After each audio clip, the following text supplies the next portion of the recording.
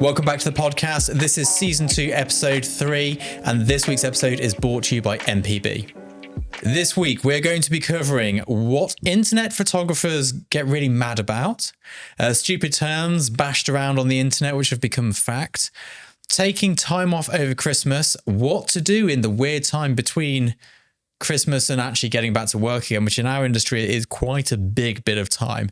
I've got some brilliant oddball cameras that I think everyone should have a look at buying, because although I am Mr. Sensible when it comes to buying camera gear, oddball's always the way I wish I could go. We're going to talk about the start of 2025 and when we should be starting that sort of work-wise. Is it time to diversify in our industry after me being on YouTube for 4 years telling you all to niche down and niche down hard? And then when good enough is good enough, because I get a lot of comments about lackluster stuff. But this week we're joined again by co-host Rob. Hello, howdy, Rob. howdy. And it's not that long. It's only 7 days since we last filmed these, isn't it? Yes. We're in a bit of a rush to the finish line at the end of the year. We are, which kind of brings us into the Christmas thing and the when's good enough and all the rest of it. But it's very much the final push for the year. I don't know about you, but I'm hoping to have off 6 weeks. Not so much for me. I'm hoping to have a solid 2-week break from anything with a plug or an SD card or a hard drive attached to it.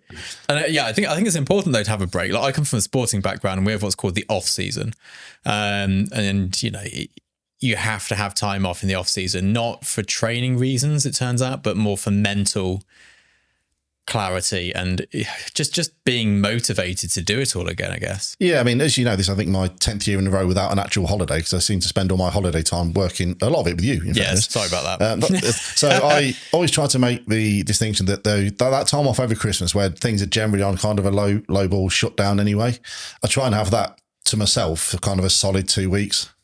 Yeah, I mean, we work right up until Christmas, like Christmas Eve. And then I shut shop. And when I say I shut shop, I don't do anything for money that I don't have to do. What I will be doing, though, is lots of creative work in that time. But I won't be taking any commissions, YouTube videos. But I mean, there'll still be YouTube content going out because we've filmed it already. We'll do some of it today, actually. But I will be in purely self-centered, creating for me mode and just chilling out. But I'll probably take a solid 2 weeks off at some point in that gap where I don't do any work. Like you say, 2 weeks. I think 2 weeks is enough, isn't it? That's what you used to have as an athlete. Consecutively, I think 2 weeks is good, especially when you're used to working 6-7 days a week. Yeah. To have all of a sudden 14 days at your disposal it's a gift from the gods, really. Yeah, I think I've been averaging 70-hour weeks for the last quarter.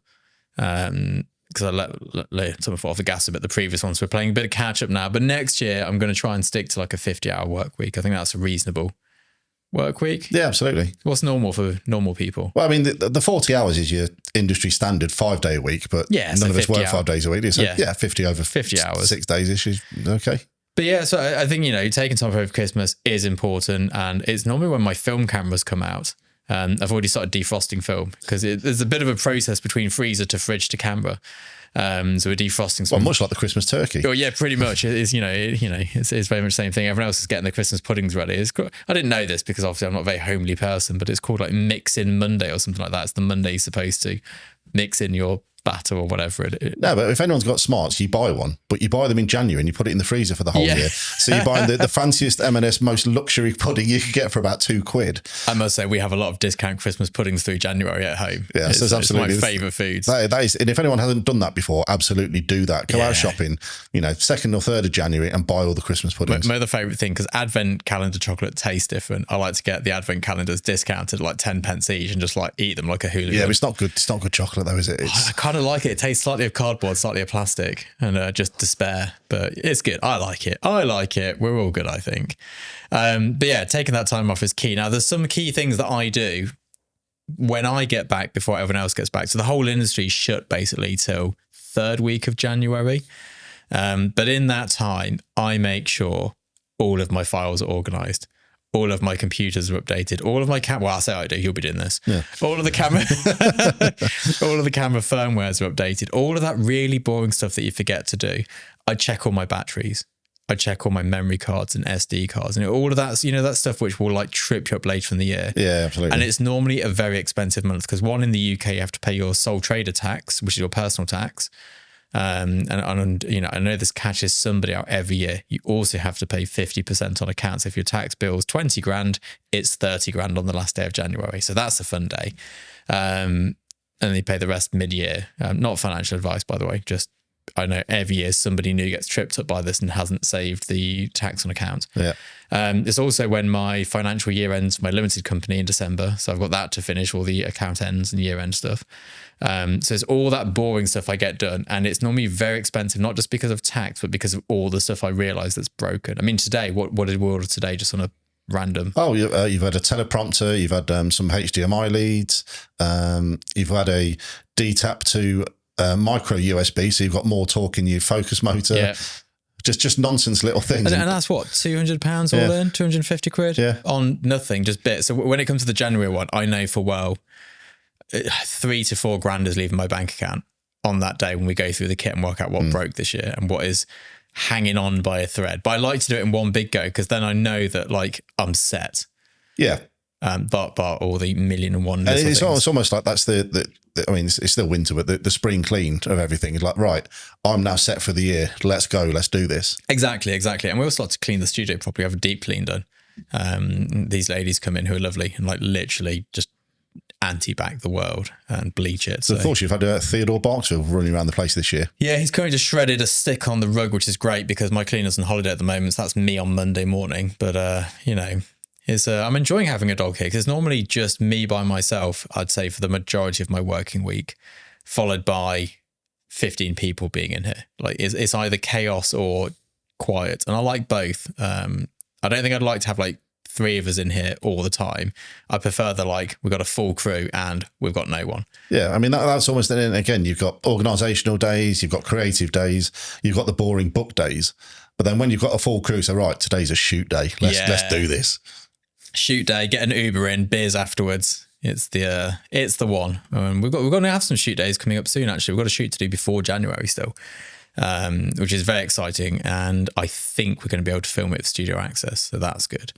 But yeah, I think having that break over the new year and getting those things done within it is just, I don't know. It's such a good time to do that boring. I know it's boring, but it's a good time to do it.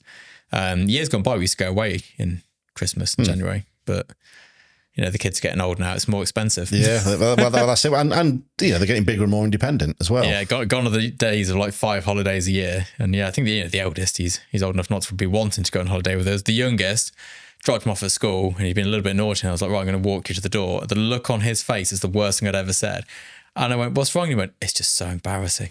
I was like, I know, that's why we're doing it. But I mean, why have kids if not to embarrass them, honestly? Yeah, I mean, that's part of the joy, isn't it?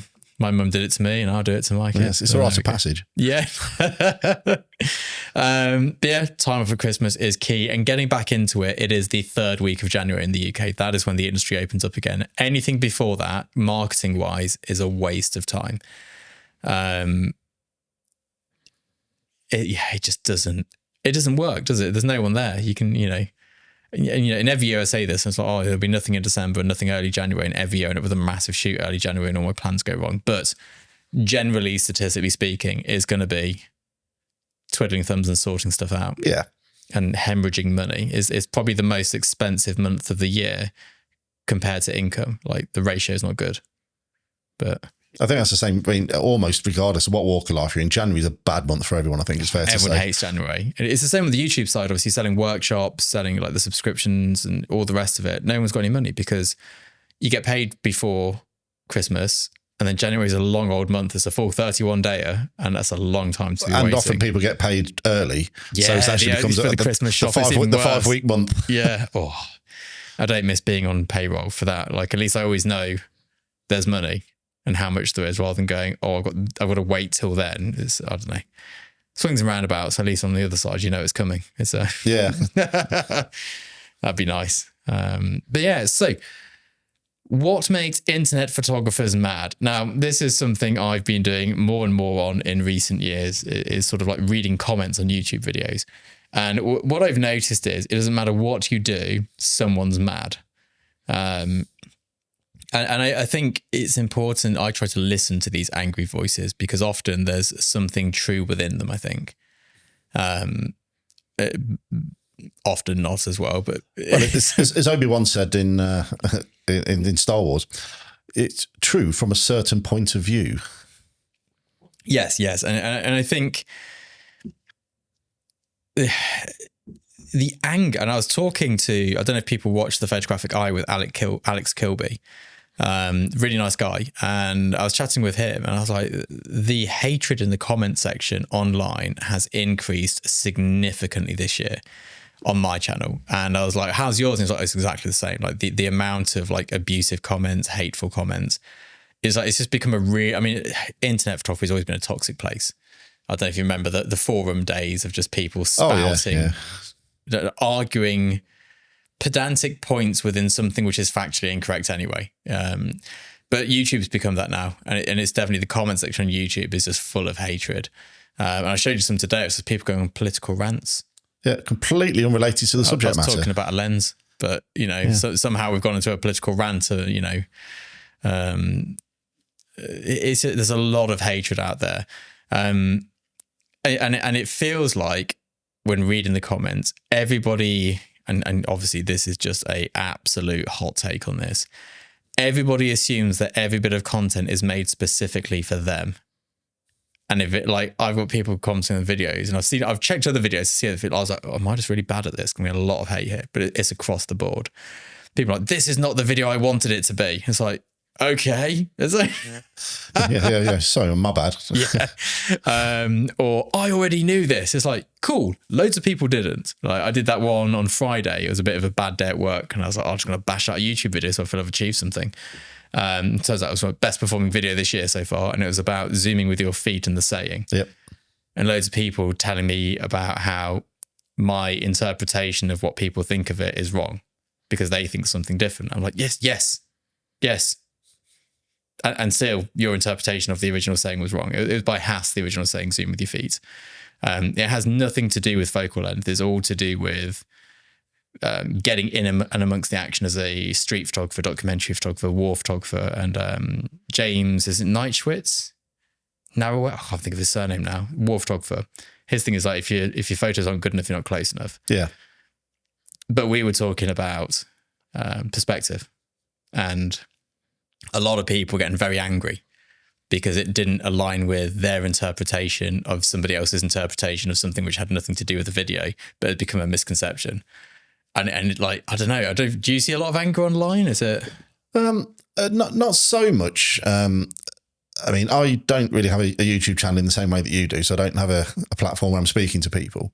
On the groups and stuff I'm part of, and sort of Instagram and Facebook, more the kind of independent movie scenes, people are generally a bit more chill. Yeah, I find the acting ones are much more chill. Yeah, because let's face it, I think most people in the independent world are trying to keep a lid on it because they're all looking for work. Yes, yeah. So I think there's an anonymity on YouTube. Yeah. As there are on forums and on the Xbox Live and such, gamer tag, whatever it might happen to be, and it's wow, that guy needs to take a chill pill, but who is he? Nobody knows. Yeah, exactly. Yeah, it's worrying though because those people are amongst us. They are very much. They're out there. Could be me. Maybe we've got a secret Xbox gaming thing. Yeah. Could be that. Yeah, could be that. Probably isn't if I don't know what it's called, is it? But yeah, I think there's a lot of anger out there at the moment. I don't think it's photography specific. I think it's just in the world. There's a lot of anger. I mean, we've just had a double election year. That's never good. Both this side and across the pond. And I don't think things, without getting too much into politics, have ever been more polar than they are now. No, absolutely. And I think all of that, now that they're over, you've got a bunch of people that are extremely unhappy about the results of both elections. Yeah. And you've got those that are extremely happy and extremely validated and emboldened by said. Yeah, exactly. And as such, I've got an opinion now and I'm going to voice it. God damn it. But I mean, I get a lot of DMs on Facebook, and sorry, I don't reply to all of them, from people in the Facebook group saying that they don't dare post in the groups because they will be ridiculed. And it's just, that's on Facebook where people's actual names are attached to it. I mean, we've only ever had to ban a few people, and I'm sorry, men, but I've only ever had to ban men. And I've looked at the statistics, and there should have been 7 women banned in this time based on the ratio. Yeah. But it is men who do this behavior, predominantly in my Facebook group, which is like, I think it's just below 10,000 people. So it's a decent population size. This is the Tin House group. Yeah. But it's just like arguing for the sake of arguing. It's, yeah, I mean, photography just seems to have got really toxic. And I went to the photography show at the NEC this year, and that was just bizarre, is the best way to put it. It was like marketing strategies from the 1970s where they'd got half-naked women selling everything on every stand. It was just a half-naked woman on each stand, which again, before people say I hate nudes, I don't. But when it's all middle-aged men walking around with 70 to 200 white lenses on around their necks, and it was all kinds of wrong. And it's just, I don't know, it worries me a bit that's, maybe it's always been this way. I've just not been privy to it because I've not been on Facebook. Well, everything runs in cycles, doesn't it? I mean, I remember obviously coming from the car audio industry. You know, we remember in the late 90s, early noughties, the Max Power days. Yeah, I used to hide those mags under my bed for my mum. I mean, literally, they were top shelf mags that a 16-year-old boy could buy legally. Yes, we could. And then there was a massive kickback against that, and then these days seem to be coming back again. So yeah, maybe I'm just getting old and becoming a fuddy-duddy. But yeah, and the reason I wanted to bring this up was the anger and the sort of the conviction in people's statements for being correct. It's like, you're like, a lot of my videos like, you're wrong in what you're saying, and sometimes it's personal opinion. Mm-hmm. Because I'm giving someone my take on something as an opinion, which is most of what I'm doing here. Sometimes it's because of some other curveball scenario they've thrown into the mix to make it wrong, because they're looking for, well, he's not right if you add this to it. Flat earthers. Yeah. And then sometimes they're incorrect, but they say it with such authority. And this is where the misinformation comes about. And this is where the video came about the zooming with your feet thing, because I did a video about zoom lenses and loads of people are like, yeah, but you can zoom with your feet with a prime. And I'm like, no, you can't. That's not how it works. But because the internet is unmonitored and it is unfiltered, it's just like comment after comment. And if somebody who doesn't know better reads one of these comments, it's like, oh, yes, that person's saying this person's wrong. I'll agree with them. It fits my... I mean, all I would say is on that, try and do the vertigo shot with the prime. Yeah. And good luck to you, is all I've got to say. But yeah, I don't know. It does feel like it's gone very toxic, and it does feel that there's a lot more false information on photography. And I always fact check what I'm doing, and I'm no longer able to use the internet to do my fact checking. Well, we're not in the middle of a pandemic anymore, so all the disinformationists have to find something else to move on to. So I think it's just like a plague of locusts moving from one cornfield to another, and they seem to have landed in the photography genre. It does seem to be that way. But like I said, if I'm ever going to do something about a technique, I always fact check what I'm doing, because sometimes, although I might be able to do the technique, the rationale I have for doing it may be incorrect, or the reason I think it works might not be that reason. It might just happen to work anyway. But I used to Google stuff, but Google's useless now. You're on page 7 before you find something which isn't just a ad farm sort of website or, selling something. And then I tried ChatGPT and it farms incorrect information. Like on almost everything I've searched, ChatGPT has been incorrect in one way or another. So now I'm back to using my books on the bookshelf again to find the information. So I've got some pretty good books. I've got the obviously Ansel Adams trilogy, which is like everything you need about photography. But there's no information on Google anymore that you can trust to be correct in photography. And then forums are just worse.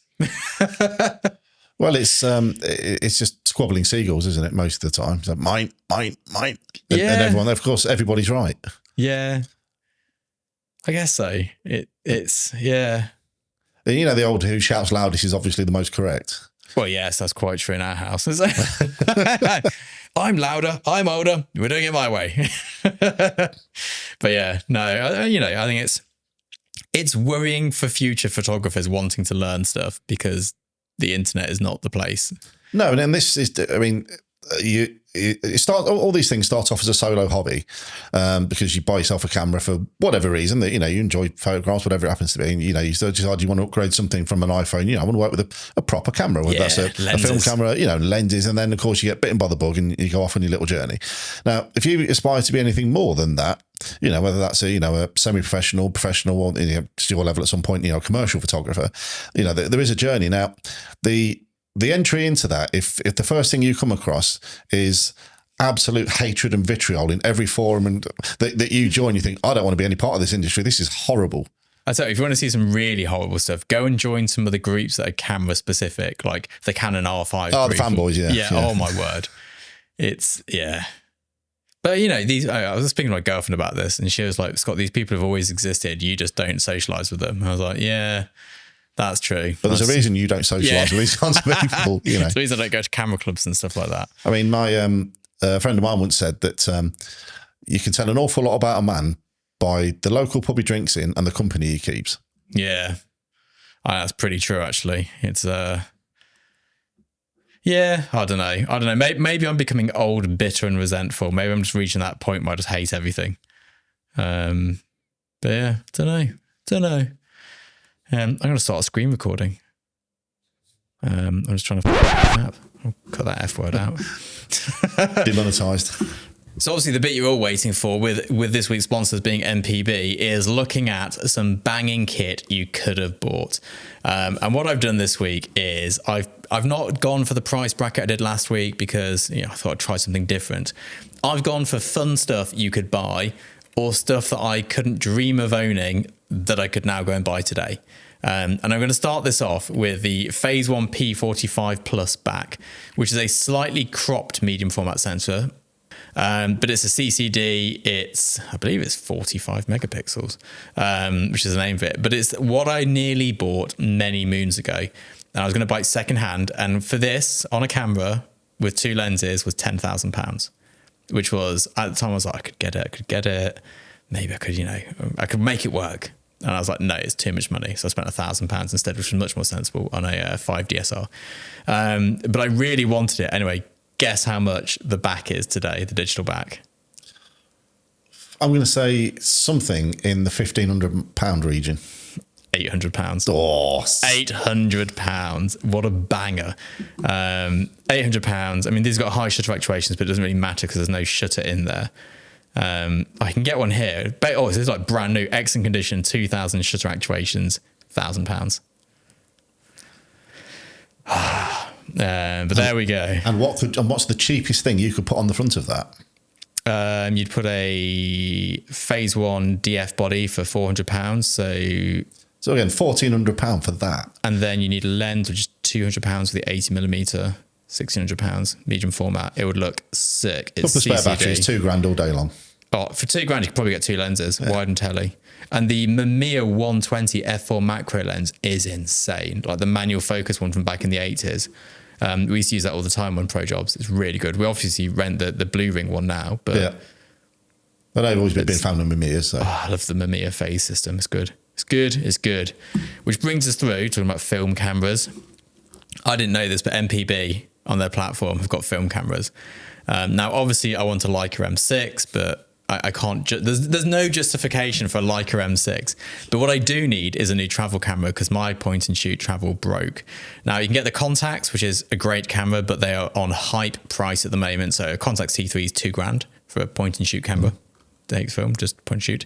But what you want to get is the Ricoh GR. You get the GRV or the GRS between £500 and £800. These cameras are like cult classics in Japan film, like street photography. And it's the same camera as the Ricoh GR3 digital one. So the film one's between £500 and £800. The digital one's about £800. These are like those pocket cameras. The reason I'd want the film camera over the digital one is twofold. One is I don't shoot digital very often for personal work, although the X100's putting pay to that. The other is the film one has a viewfinder and the digital one you have to look at the back of the camera. And nothing irks me and nothing is a bigger ick than watching a photographer shoot using the rear screen. When I see somebody pull out their mirrorless camera like this and look at the back screen taking a photograph, I can't say the types of thoughts it gives me, but like I will give some pushback on that a little bit. Oh, go on then. We're about to fall out here. No, not at all. Right. So if anyone with a DSLR has done the very thing you mentioned, where you're shooting in live view, get out. Yeah. Right. However, having used a few mirrorless cameras myself now, I would rather do that than look through the EVF. I mean, the EVF does suck on. Yeah. So, and let's face it, that's all it is. It's just a smaller version of that at eye level. So you might as well just shoot with the 5-inch screen or whatever on the back of it. Yeah, but you just look like an absolute knob. Oh, you do look like an absolute tourist. Just, but, you got to suffer the fact that we're all on mirrorless now. We've got to look through that viewfinder. Just look through it. Like this like thing where they hold it like this, like, it makes me violent. But there we go. There's two great point and shoots you can have. Now, medium format camera. So I watched years ago the William Klein documentary, and he shoots in a Leica R4. I then bought a Leica R4, which is the SLR film version of Leica cameras, and obviously I sold it a month later when I realised I was never going to use it. Then it was, the lenses were extortionate. So I was like, I can get a digital Leica. I can't get a rangefinder because it doesn't really suit my work style, but they have a medium format called the Leica S3. Now, the problem with Leica is you do pay a lot for the name. There is Leica tax. That is a real thing. It is, but they are beautiful things. So this is a 64 megapixel medium format camera, second hand. Guess how much it is? Oh, like $6,000. No, 9,300 second hand. But outrageous. I mean, these are beautiful cameras. It's got the rear screen has got the same setup as the Phase 1, where it's the 4 buttons. So it's like super idiot proof, which is great. That's why I love Phase 1s, because you can just hand someone a Phase 1 and within 30 seconds they know how to use it. Because there's not that many. I don't understand how other brands get so many menu options in there. But Leica's similar to this, but the viewfinder is beautiful. And everything's beautiful. The whole thing is just beautiful. And this is what I'd buy if I was a hobbyist. I'd buy one of these and some beautiful lenses, and I'd probably be 30 grand deep. But obviously, it makes no financial sense. No, none. But it's not it's not a business decision, is it? It's this is back to that V12 Jag again, isn't it? Yeah, this is exactly that. Whereas what I'm actually probably going to get, as you pointed out earlier, is a Mazda MX-5 from the 90s. In racing green, though, we will still have it in racing green with the lights. Now, a more sensible purchase here. This is the camera that when it came out was groundbreaking. This is the Canon 1DX. This is their sports shooter one. It came out because for ages, so they brought out the 1DS Mark III. Then it was the 1D Mark III was the sports version of that, but it had one weird bug with autofocus, which made nobody buy it. And now the cheapest chips, I'm sorry, it can't focus on a clear sky if someone's moving left to right. It's like, but that, I mean, I guess people are shooting ducks, but there we go. It's the least of their worries. You better be shooting birds bought a 7D because you had more range on your lenses. This was before the 7D came out, I think. Yes, because it was the 1D Mark IV that was out when the 7D came out. So the 1D Mark IV came out, and that was around for ages. And that was in midway between APS-C and full frame. It was like a weird crop sensor. And then they brought out the 1DX, which was, I mean, the 1DS was the big camera of my starting era. But the 1DX, as I was more into photography and making a living from it, was the camera that came out. This had like some insane, I mean, this won't sound like nut specs by today's standards, but it was 14 frames per second. And you could get 20 if you turned the mirror off. Yes, that was it. That was the one. And it sounded like a Gatling gun in the pit. Yeah. The shutter, now this is where people mess up buying these. The shutter life for them is 400,000. Not, what's it normally, 150,000? Yeah, they're thereabouts. I mean, it's their claims and what really happens are two very different things. Mine have always been well over that. It does 1080p video. Obviously, nobody shot videos with them though. Maximum ISO of 204,800. I'm sure by modern cameras that's nothing. I don't even know what my Fujifilm does, but we never used to go above 1250 when cameras didn't do these sorts of great things when I used to shoot outside of my studio.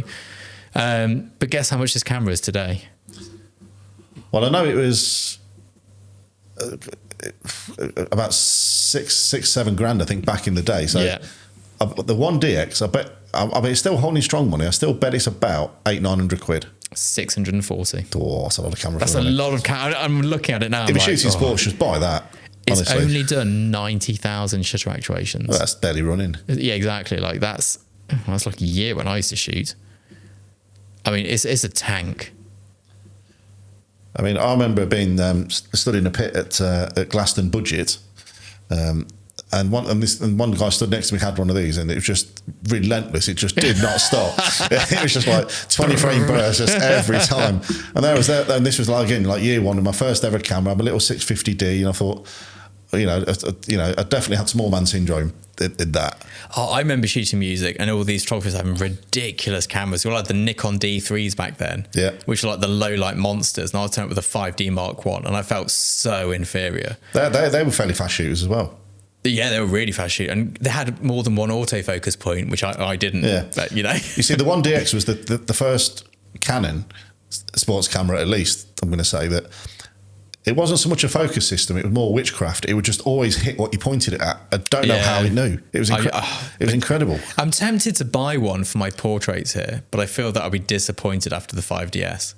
Yeah, it's not. I wouldn't say it's a portrait camera, but if you were even thinking about shooting sports, why would you buy anything made today? Just go and buy that. I know it's beastly for the money as well. Like weddings too. Why not use that for weddings? Two of those, 70 to 200 on it. Happy days. Yes, you can get 70 to 200, 2470 for £1,000 second hand.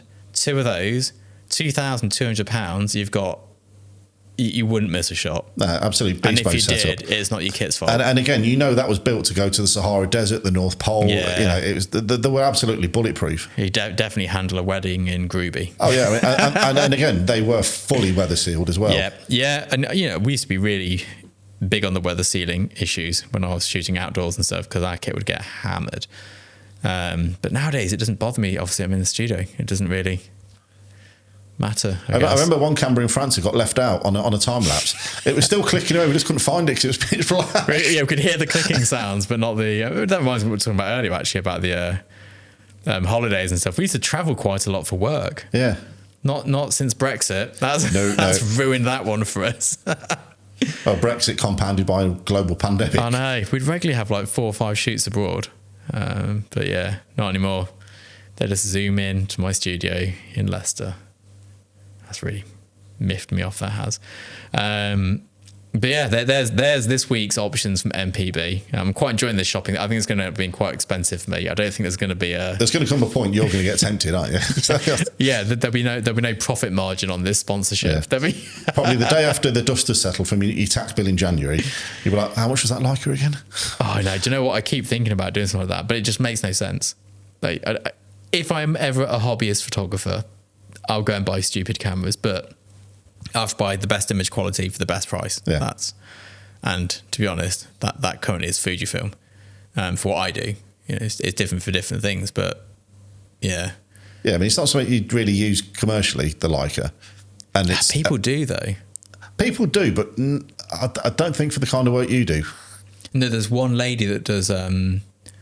Oh, do you know what? There is somebody who does it. I'll try and think of that. I'll try and get them on the podcast because we're starting next week. We've got guests on every week. Yeah, exciting times. Which is good. A bit nervous about that. Got to interview people who know far more than me and are far better than me at what I do. And that'll be very humbling, I think, maybe. Well, this is why I hunted you out in year one. Yeah. For that very reason. Yeah, but it's because I looked like I knew what I was doing. It turns out I didn't know what I was doing. But yes, there we go.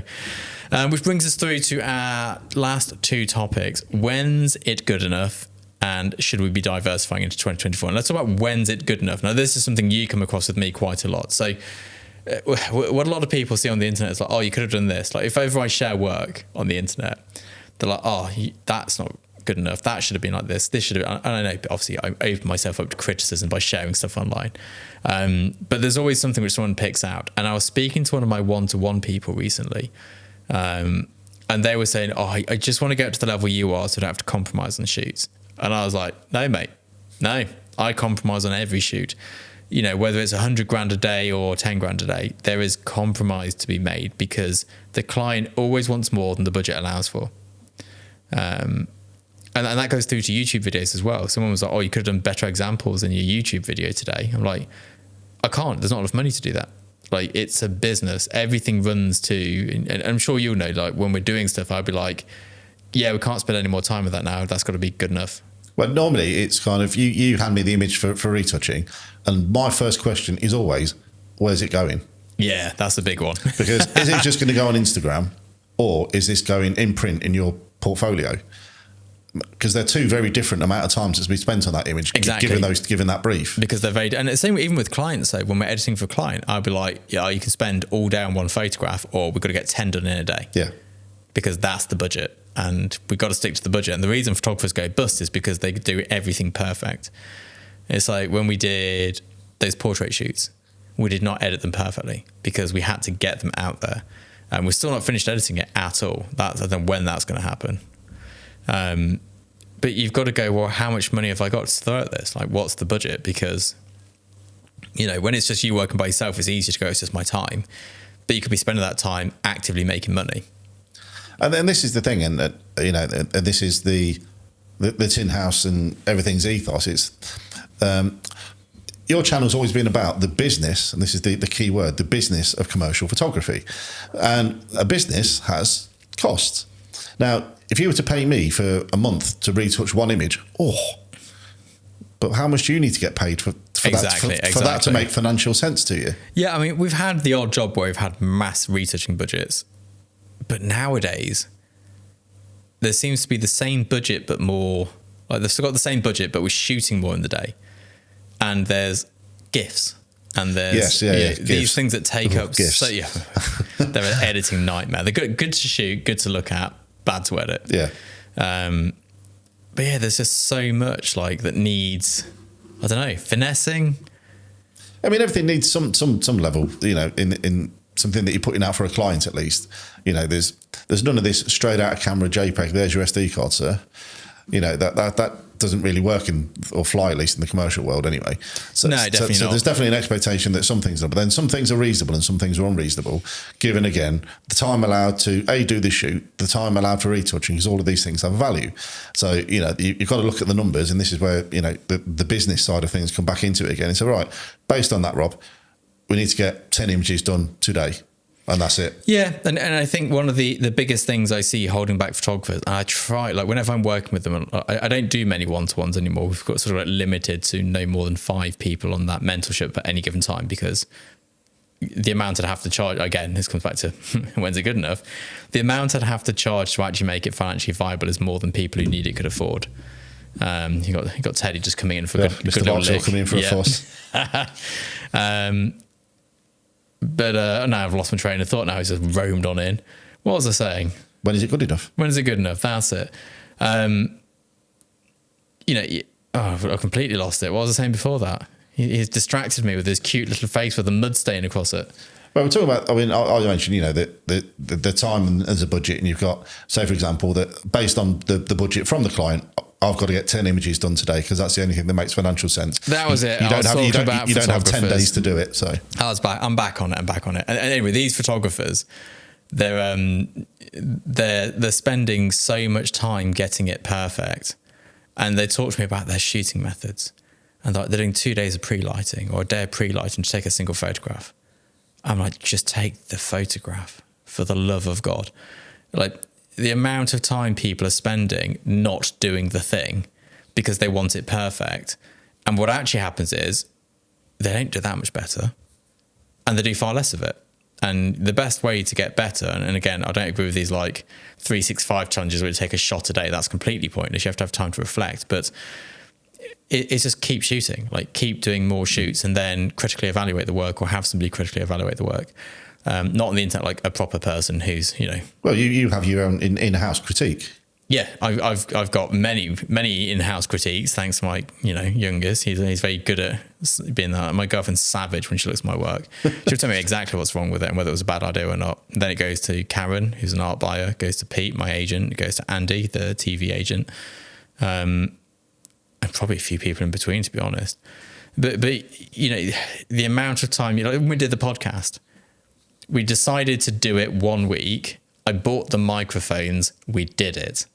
If we'd have spent ages working out the best angles, the best so today we've had to change the shots around. You've probably noticed we've got different shots today. Yeah, I mean, this is now season 2, episode 3. Yeah, and we've just for audio quality alone is the reason that we made the big change. Yeah, I mean, we could have looked at this season 1, episode 1 before filming it. Yeah, but I mean, very much. If anyone wants to revisit those, anyone that hadn't seen the first couple, they're definitely worth a watch. Yeah, because it was very much Rob. I bought all this stuff. Does it work? Okay. Well, while you're here, let's do one. Okay. Yeah, but like, you've just got to get it done, and I think it's probably one of the biggest things that stops people who do have the talent from succeeding is the procrastination, is the putting it off, and perfectionism isn't perfectionism; it's anxiety, and it's just worrying about what other people think, whether it be good enough, whether you can do it. Whereas really the best thing to do is to just do it. So I wanted to do portraits. I just booked in 12 models? Yeah. Got Teddy's tail smashing through the table. Because that is the only way to do it. It's the only way to make any progress is to do it and mess up. Well, I'll give you another example. So one of what I believe to be the greatest debut album by any band ever, and in the comments if you want to prove me wrong, Appetite for Destruction by Guns N' Roses. Yeah, they went in the studio for about a month, hyped most of the time, smashed it out, one of the most seminal rock records ever done. Now, fast forward a number of years to Chinese Democracy. Took 20 years to make. What an absolute wet fish of an album. Terrible. Was it worth the 20 years? No. Just get in there and make the music. Yeah. Man. I often think as well, your instincts are often right. Not entirely true. If you are a talented photographer, your instincts are right, and not everyone starts being talented. I definitely didn't. I sucked for years. If I'd have just gone on my instincts when I started out, I'd still be shooting at a local camera club. But you just got to get on with it. There's no time like the present. It's like we started the studio access thing. We just started it, and my web guy was like, "Do you need to test it?" I was like, "We'll worry about that when it's a problem." And we filmed loads of content, got it on there, keep filming content. We're like uploading every week at the moment. Yeah, more done today. More done today. I'm doing more tomorrow. Just do it. Give it. I've told myself studio access is going to run for 3 years. In 3 years, if it hasn't worked, I'll sack it off. Mm-hmm. Same with the podcast. We're going to finish this season, and if we can get sponsors, we'll just keep doing it. And then in a few years' time, we'll go, is it worth doing? Is there an interest in this or not? So. And I think you raised a very important point earlier, whether it's photography or, in fact, even the podcast. You do need that time to reflect. Yeah, you've got to have reflection time. That moment of introspection is quite valuable. It's like the amount of times, I've looked at stuff that I did from back in the day, and I was like, "What were you thinking?" Yeah, just come on, Rob. What on earth were you thinking? The amount of my life choices I made back in the day, and I think, what was I thinking? But there we go. So you definitely need that time to learn from that, digest it, put it up in the old grey matter, and take that then into the next thing you do. Yeah. And then the process repeats, and that's how we grow and get better at things. Yeah, and I think one thing that I do actually, which I'd like to add to this, is and I'm more prone to this in YouTube now than in photography, because I've got to a point in photography where it's quite difficult to know what I don't know at the moment. But in the YouTube realm, every time we've finished like a certain batch of video filming, I'm like, what can I do for this next batch to make it better? One thing only. Like, so this time it's been, how can I make it easier to get to the point of pressing record? Mm-hmm. How can I remove resistance between, because I've got loads of ideas, it's just filming it. So I was like, I've got to get the camera, I've got the light, like, what can we do to make that as quick and painless as possible? Previously, I think the next thing we're going to be working on is just make sure all the audio aligns, so that we go from one mic like this to another mic over there to another mic over here. Yeah, they don't sound hugely different. So rather than we'll probably end up with presets. Right, this is the perfect preset for this. Yeah, it's a difficult thing, because the phenomenon of proximity effects on a condenser microphone cannot be replicated by anything. No, exactly. But it's trying to find like a happy medium where we probably downgrade this a bit and upgrade other ones. And yeah, so it's like, or you just end up using lav mics for everything. Well, I was wondering about that. We should have backup lav mics on these here. I've started using lav mics for my voiceovers on the computer now. I bought a little adapter to go XLR into a recorder. Yeah. So, but there we go. I mean, it's never a bad thing to have backup audio. No, exactly. I was wondering about these. Should we be getting a backup audio feed? Like, just lav ourselves up. In fairness, you've got it in front of you and it's monitoring. So unless your computer switches off, you pretty much know that. Well, it's not plugged in, and the battery's on 50%. Yeah, they're pretty good, these things. I didn't realise it wasn't plugged. Well, its battery's not as good as it was. It's been hammered for years. This has, which is a running theme with most of your kit. Everything gets battered here. Everything, like, yeah. It is bad. Like I don't sell much of my kit when it's done. It's just retired to like Well, I say scrap it's yard. off to the glue factory in most cases with it. It's like this has literally stopped working after 7 repairs. But there we go. So diversification, and with that in photography work. So for years I've been telling everybody niche down, niche down, niche down. It's easy to niche down. And everyone's like, Scott, you're niching up. you've got still life, you've got food, you've got drink, you've got motion, you've got portraits. And yes, I am. And yes, I am changing things. There will be a detailed video on this, and a much more detailed one on Studio Access. But there'll be a video just on this topic on YouTube, and there'll be a huge one where we'll get Karen down for the day on Studio Access. Because it's important. The industry is changing yet again. And my opinion on it and how you should be conducting yourself has changed.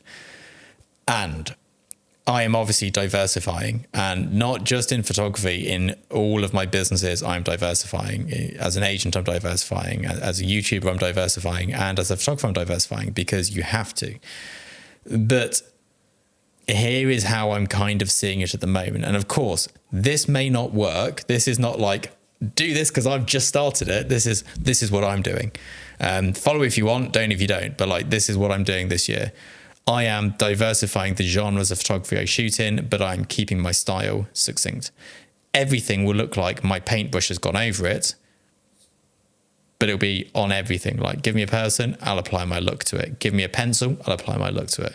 Ask me to shoot a documentary, it will look like one of my photos. You know, everything will look like my work. But I am going to broaden the subject matters, just because there are so few jobs out there right now. It has been a very quiet year. We had a couple of briefs come in last week, but not like usual. It's I don't know. What's it like in your other industry? Is that? Well, things are generally okay in the world of like retail and you know what people are sort of doing and buying, but it's not been a year where anybody's felt busy.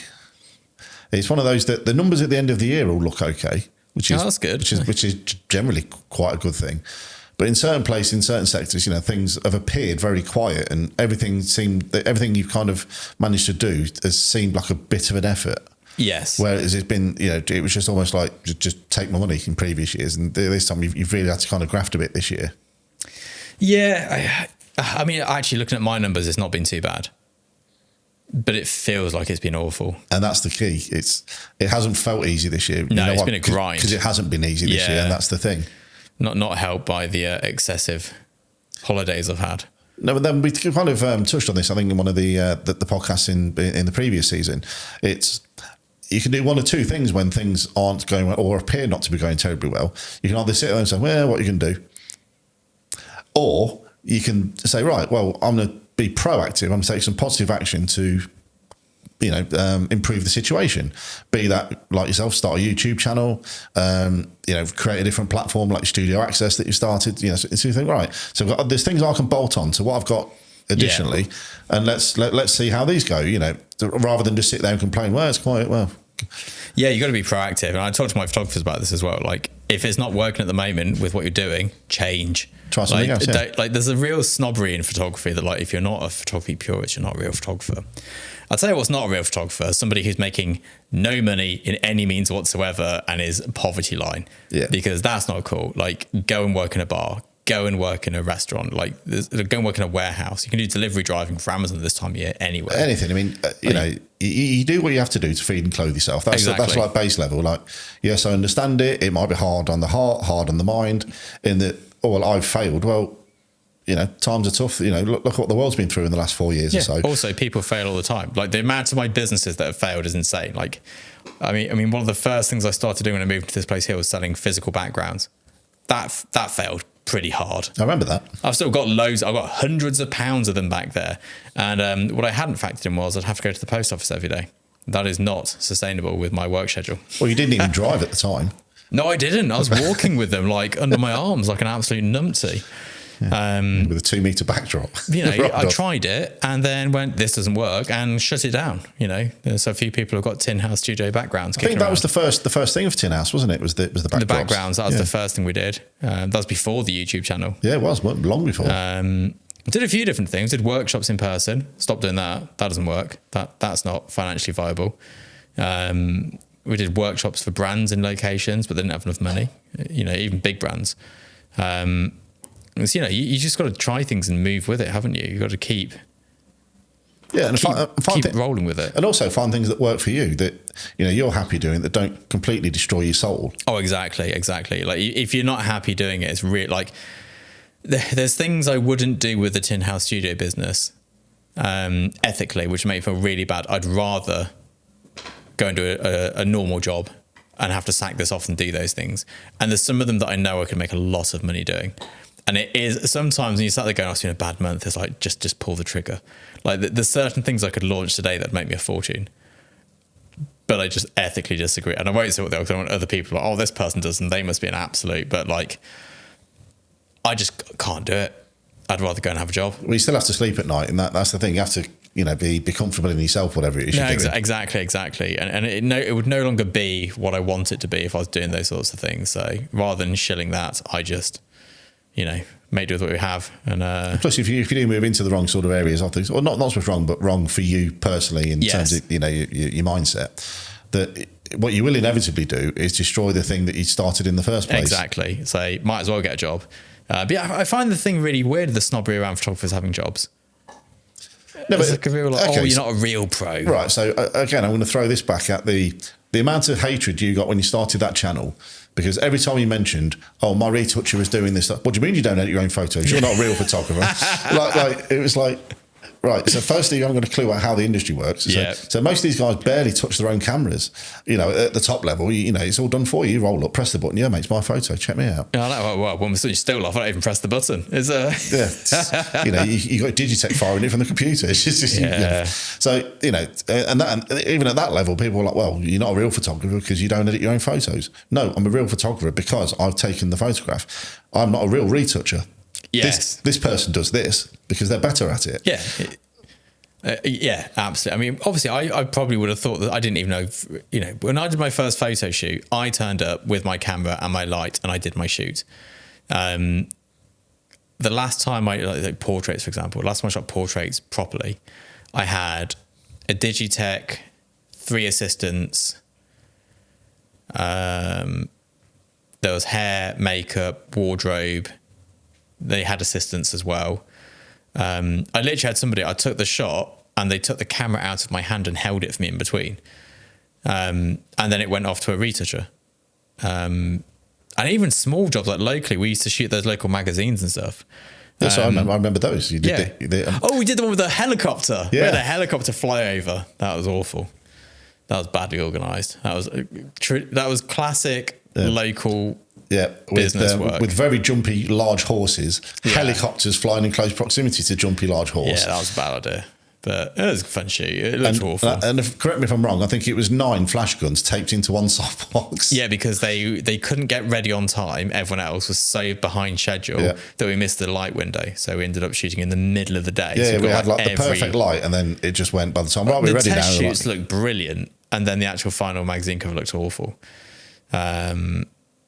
But I don't know. It's just you've got to move with the times. Like photography won't be what it is today in 20 years' time, and today isn't what it was 20 years ago. No, absolutely not. Like you can be that bitter, resentful person who's like, I want it to be how it's always been when I was enjoying it, but that's not what it's going to be. The thing is, all dynasties fall. It's what's evolution taught us. Oh, exactly. I mean, if it was up to me, if I could do anything for work, I would be a photographer in the early 90s. I'd be shooting 8x10 tranny. Would take one frame in the morning, send it to the lab, get it back, go out for a boozy lunch, get paid an absolute fortune, and just live a great life. But that's not the industry today. No. It's all encompassing now. It's everything. It's content. There's almost no walk of life that's got easier, better, with more money and more time. Everything's gone the other way. Harder, less money. Exactly. And a lot of people, just to give a bit of parity here, a lot of people are, it's not the same. It's not as good as it was in the 90s. You can't make so much money now as you could in the noughties. It's like you can't, but it's still a lot of money. Like, I'm not saying they were overpaid in the 90s and noughties, but it's not like we're living poverty-stricken lives being photographers. Like, there's worse things I could do for a living, if that makes sense. Yeah, financially. Of course. I mean, there's all sorts of things. You can make a few mil just doing crypto, but where will that be in 20 years? Yeah. Where will it be next year? Who knows? Nothing is certain. I think that's the only certainty. Yeah. There is that. Just roll with the punches. Diversifying is something I'm going to be doing. Yeah. But I think, kind of coming back to the beginning of that, diversifying, but with still your tone of voice. Yeah, this is the thing. It's either, if it's on YouTube, it's, this is all for commercial photographers and people who want to, this is an elitist channel at its heart, which fulfills my sporting ambitions of my childhood. My photography is very much my bold and graphic sort of thing. And there's a slight tangent here. I also run, because I have three things I do for work, two of them independently make me a full-time living. Therefore, if one stops instantly, the other one carries on. So I've always got that, I don't obviously spend both incomes because that'd be stupid. But this is a mechanism you put in place many years ago. Yeah, because with a bit of foresight, go wrong. Because things go wrong. And during lockdown, I was lucky. I carried on shooting for a lot of lockdown. I didn't think I was going to be able to, but I could. Because of the way the government rules came in, because of my setup, we were going. You were with us on I remember on the opposite side of the room on my own computer. Came in through a different door. Through a different door, still masked up. Oh yeah, the full shebang. That was what were we shooting? I believe that was a well-known brand of pasta sauce. I was thinking it was Doritos for some reason. Oh, actually, it may have been. Can't remember, but either way, I was lucky. We shot loads, and I shot for loads of different photo agents as well, because none of them had photographers who could work, so they were all coming to me because I live with a stylist. Yes. We shot TV shows in our house, and I shot them with a feed going out the window to the director in his car on the driveway. Yeah, so I remember some of that. It was, there's lots of things going on, I guess. But because of that, that put the fear of God into me, because I thought it was going to be horrifically wrong. So now I have at any given time 2 businesses that pull in a full-time income independently, just in case.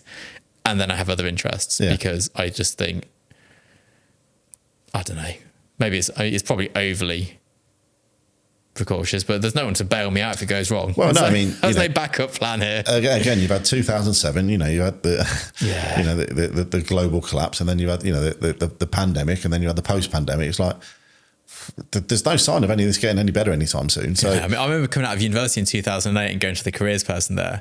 They're like, cool, you can get a graduate job. And I went, no, there was literally not a single graduate job in the entire country of the year. So I moved to Shanghai. That's where my job was. And that's, again, you could have taken the option to stay in the UK and what are you going to do? Yeah.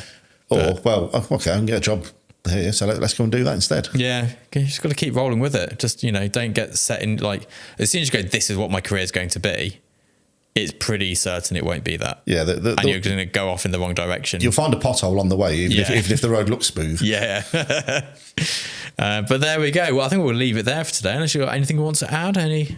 No. Have I missed anything important this week? No, I don't think so. I think we've been a good chat this week. We had a good ramble. I hope we got enough camera stuff in there for everybody. Well, and they're all still rolling, so Well, all our cameras are working. That's good. Teddy's asleep. He's took it out. I don't know if you can see him on any of the cameras. Probably not. He's just behind me, flat out on the sofa, living his best life. But yeah, we'll leave you there with that. And next week we'll be having guests on, which is exciting. It's indeed. Brave new world. I'll see you all later.